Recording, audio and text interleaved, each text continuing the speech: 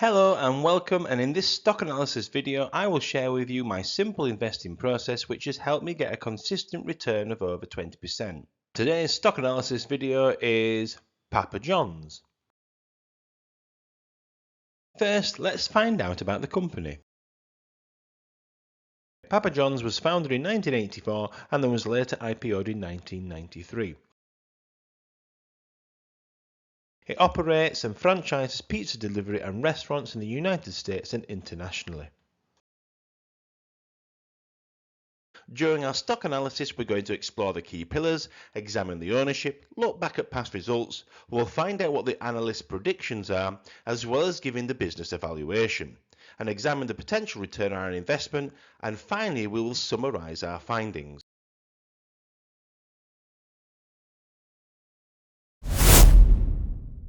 Let's start by looking at the key pillars for a trailing 12 months. In the book Rule 1 by Phil Town, he suggests that these are the key metrics when first evaluating a business. The first pillar we are going to explore is the earnings per share. This is where we take the net income and divide it by the shares outstanding.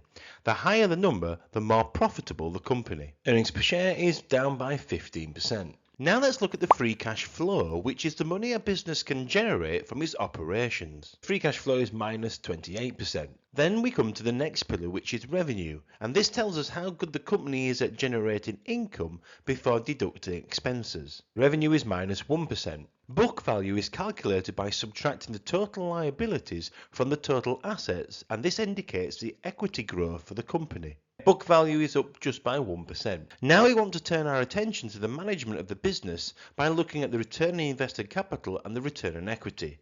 These two measures allow us to assess a company's efficiency at allocating capital under its control. Return on invested capital is 13%, whereas return on equity is minus 16%. Now we move on to debt, and Phil Town prefers a company that is able to pay off debt with their free cash flow within 3 years. With their current free cash flow, it would take just over 11 years to pay off the debt. In this next section, we will now focus on other key metrics which will help define an excellent business. Now let's look at the gross margin, which is the amount of money a company retains after incurring the direct costs associated with producing the goods it sells and the services it provides. The gross margin is 36%, and ideally we would like this at 40%. Next we come to the operating profit margin. This tells us how much profit a company makes on $1 of sales after paying for costs of production, such as wages and raw materials, but before paying any interest or tax. Operating profit margin is 7%, and ideally we'd like this to double that. For Terry Smith, free cash flow yield provides a more realistic view of a business's financial health and profitability. He typically looks for a company that has a free cash flow yield of 5% or higher. They've got a very healthy free cash flow yield at 5.64%. As we are potential shareholders, we will now want to look at the average book value growth for the last 10 years, and this is 29%. Ben Miller believes earnings growth is the biggest indicator to a company's stock price, and this is 254%. However, in the COVID years, this rose by 1,091%, and in the last year, it's down by negative 15%. I've included a link if you want to check out the investors page and see the annual report. This is Bitesize Investments, giving you a step-by-step approach to your investment journey. There are currently 5 super investors who own this company. If we look back at Jim Simons' previous sales and purchases, we can see he has both bought and sold Papa John in the last few years, and he's increased his stake in Q1 of 2024. He has 11.4 million invested in Papa John's, and this makes up 0.2% of his overall portfolio. Now we look at the past historical prices of the company, as this will help us build a picture of periods of success or failure the business has been through. If we look back at the past performance of Papa John's, we can see they've had some highs and lows, and when they upped their takeaway service during the COVID years, this became very lucrative for them, but they seem now to be going back to their pre-pandemic value. On average, the analysts believe that the price target should be about $58, and some believe it can go as high as $90. Analyst reports suggest that Papa John's is probably still a little bit overvalued, and the overall consensus is that Papa John's is a buy. Collectively, the analysts believe that the company will continue to grow between 13% and 40% over the next few years, whereas I believe the 40% one seems a little high.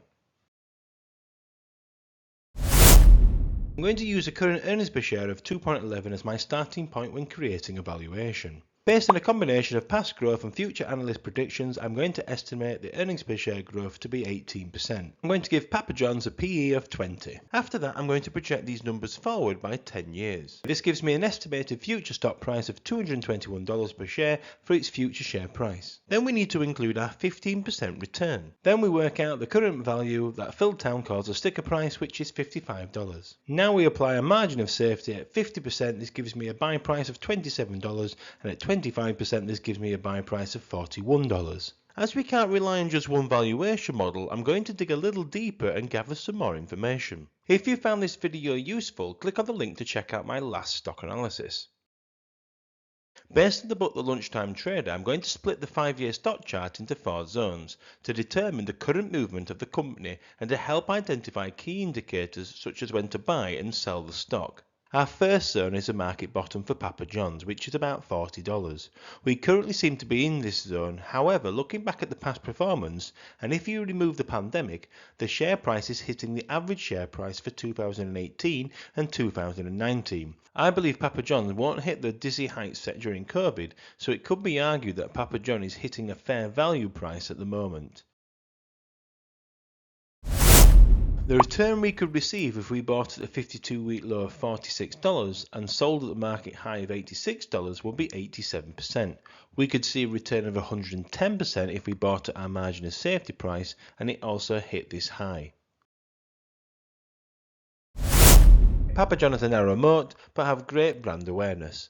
They exist in a highly competitive market with high inflation. This has affected their operating profit margin. Papa John provides a dividend, but its payout ratio is 84% and it isn't sustainable at this current level.